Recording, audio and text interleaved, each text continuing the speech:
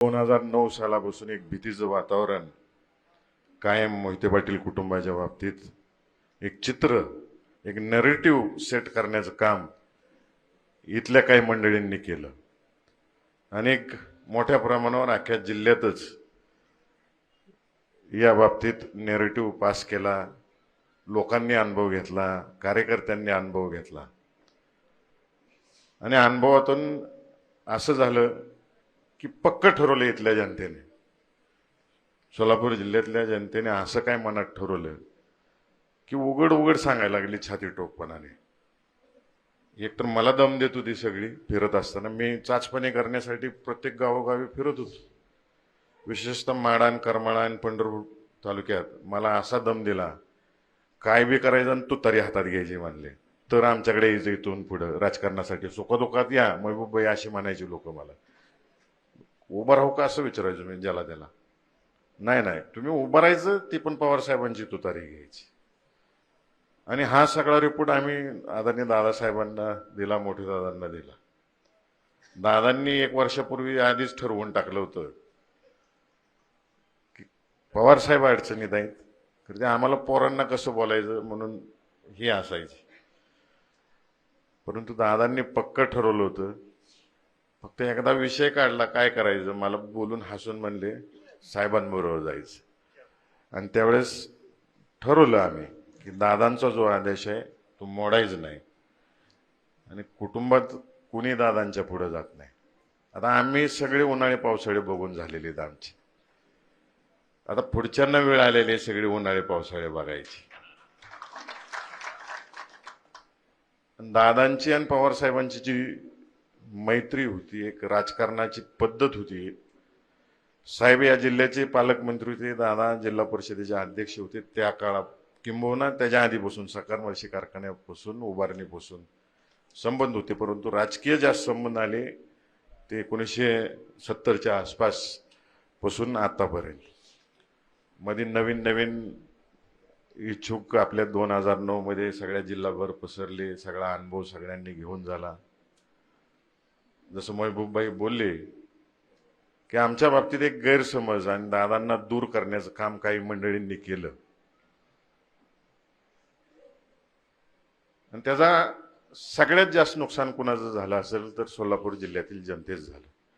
मला चांगलं आठवतंय की महाराष्ट्रात सगळ्यात जास्त निधी विकासाचा पवार साहेबांच्या मार्गदर्शनाखाली पुणे जिल्ह्याला यायचा आणि 2 नंबरला आपला जिल्हा असायचा.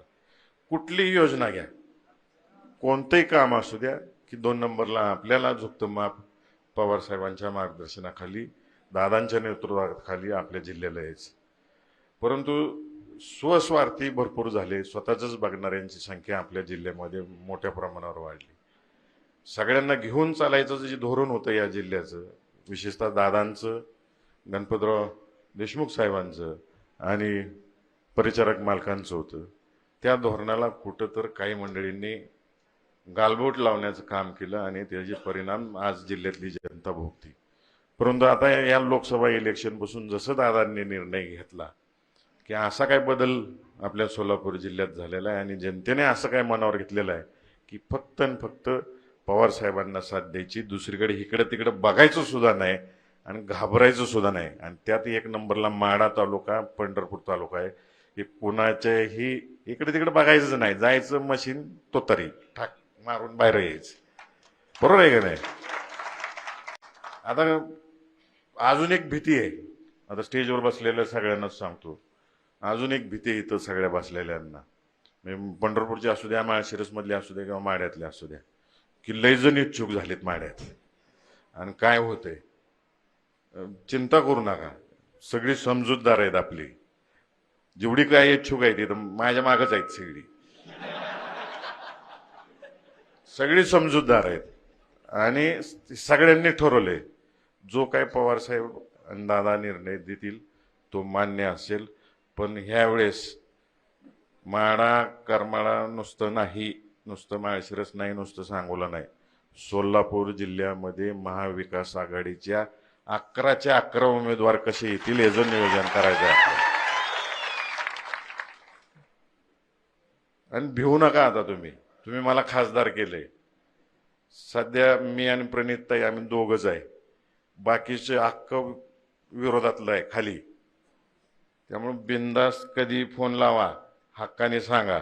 जोपर्यंत खाली विधानसभेची, झेडपीची, पंचायत समितीची आपली टीम तयार होत नाही, जे काय त्रास द्यायचा आहे मला, तुम्ही बिनधास्तपणाने द्या, तुमच्यासाठी हजर आहे. जोपर्यंत आपली माणसं येत नाहीत, तुमची सेवा करायला अजून खाली मोठी टीम तयार होत नाही. काय मागा, काय करायचंय ते करा.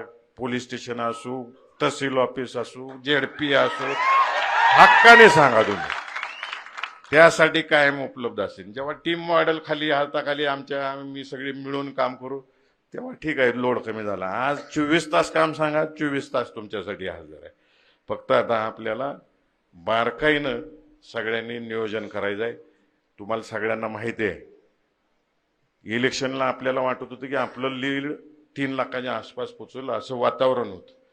परंतु शेवटच्या 3 दिवसामध्ये कंटेनरने पैसे आले आपल्याकडे आणि गावोगावी वाटले गेले. मी सांगितलं होतं, कोरडूवाडीच्या सभेमध्ये सांगितलं होतं की कंटेनरने येणार आहेत आणि घ्या सगळ्यांनी. मात्र घेतली पण सगळ्यांनी आणि मतं मला टाकली सगळ्यांनी. आता कंटेनर येतात का जहाज येतात मला माहित नाही, कारण का अस्तित्वाचा प्रश्न आहे ज्याचा त्याचा. आता इकडून कोणतर म्हणलं काय बी होऊ द्या, नाही घ्यायचं आहे आपल्याला. तुमचंच आहे ते दिलेलं तुम्ही टॅक्सच्या स्वरूपात, तीच माघारी येणार आहे.